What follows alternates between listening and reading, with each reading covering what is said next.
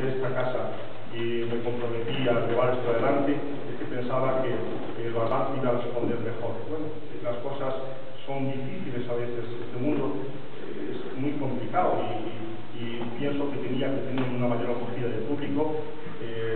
No ha tenido esa acogida que yo esperaba, pero no por eso evidentemente uno se tiene que desmoralizar, porque el mundo de la cultura es difícil, complicado y las juventudes, los jóvenes, pues muchas veces no están tan ilusionados como yo quería en que podían estar.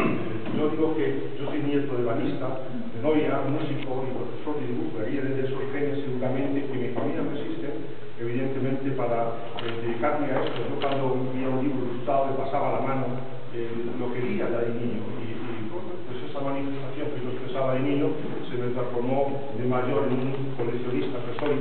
Yo no soy muy entendido en arte, solo soy un coleccionista y que he puesto la colección al servicio de este pueblo, de esta zona y de Galicia.